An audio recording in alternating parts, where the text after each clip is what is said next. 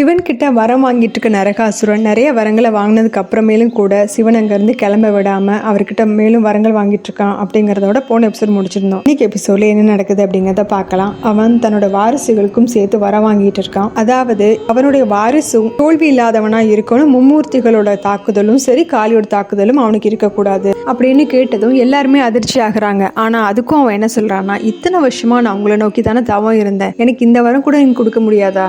நீங்களும் ஒரு தந்தை தானே, பையன் மேல இருக்கக்கூடிய பாசம் உங்களுக்கு நல்லாவே தெரிஞ்சிருக்குமே அப்படின்னு சொல்ல அந்த வரத்தையும் அவர் கொடுத்துட்றாரு. ஆனாலும் இன்னும் ஒரு வரம் இருக்கு.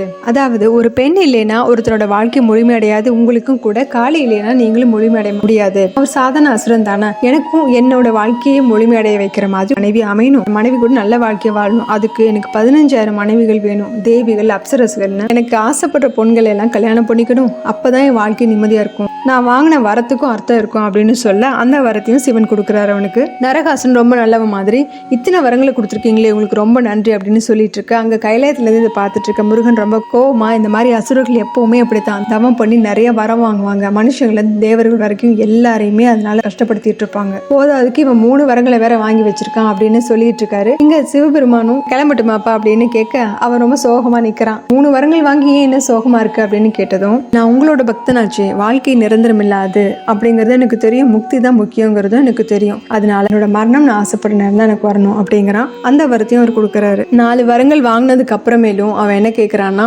3 தடவை பிரம்மா வந்தாரு, 1 தடவை நாராயணன் வந்தாரு, நீங்க 5ஆவது தடவை வந்திருக்கீங்க, அதனால எனக்கு 5ஆவது வரமும் கொடுத்துருங்க, நீங்க எனக்கு நல்ல வாரிசுக்கான வரம் கொடுத்துருக்கீங்க, நல்ல வாழ்க்கைக்கு மரணம் நான் ஆசைப்படுற நேரம் கிடைச்சா போதும் அப்படிங்கிற வரம் கொடுத்துட்டீங்க, ஆனா இது எல்லாமே இருந்தும் செல்வம் இல்லைன்னா நான் எப்படி வாழ்க்கை வாழ முடியும், அதனால நான் உயிரோட இருக்க வரைக்கும் பொருளோட இருக்கணும், அதுவும் நான் செல்வத்தை என்னோட கட்டுப்பாட்டுல என்னோட தந்திர சக்தி மூலமா வச்சுக்கணுங்கிற வரத்தையும் கொடுங்க அப்படின்னு கேட்டதும் சிவன் ரொம்ப தயங்குறாரு. இவன் இந்த வரத்தை கேட்டதுமே நாராயணன் ரொம்ப பதட்டமாறாருங்க கைலாயத்துல. இதை கவனிக்கிற பார்வதி, நாராயணன் ஏன் இவ்வளவு கவலையோட இருக்காரு அப்படின்னு யோசிச்சுட்டு இருக்காங்க. இங்க திரும்ப சிவனை காமிக்கிறாங்க. சிவன் அந்த வரத்தை கொடுக்காம அமைதியா நின்றுட்டு இருக்காரு. இங்க கைலாயத்துல நாராயணன் இதை கண்ணீரோட பாத்துட்டு இருக்க நரகாசுரன் திரும்பவும் கேட்கிறான், உங்க பக்தனுக்கு இந்த வரத்தை தரமாட்டீங்களா அப்படின்னு ரொம்ப பாவமா முகத்தை வச்சுட்டு கேட்கவும் ரொம்ப யோசிச்சு தான் இந்த வரத்தையும் கொடுக்குறாரு. அப்படியே ஆகட்டும் அப்படின்னு சொல்லி இந்த வரத்தை கொடுத்து முடிச்சதுமே நாராயணனோட கண்கள்ல கண்ணீர் வடியுது. இந்த வரத்தையும் கொடுத்துட்டு சிவன் நாராயணனை திரும்பி வருத்தத்தோட பாக்குறாரு அங்கிருந்து. ஆனா நரகாசுரன் கேட்க வேண்டிய வரத்தெல்லாம் கேட்டாச்சு அப்படிங்கிற அகங்காரத்தோடு நின்றுட்டு இருக்கான். நாராயணன் இது யோசனையோட பார்த்துட்டு இருக்கு. இதோட இந்த எபிசோடு முடியுது. அடுத்த எபிசோட்ல பார்க்கலாம். சேனல் லைக் பண்ணுங்க, ஷேர் பண்ணுங்க, சப்ஸ்கிரைப் பண்ணுங்க, பெல் பட்டனையும் பிரஸ் பண்ணுங்க. தேங்க்யூ.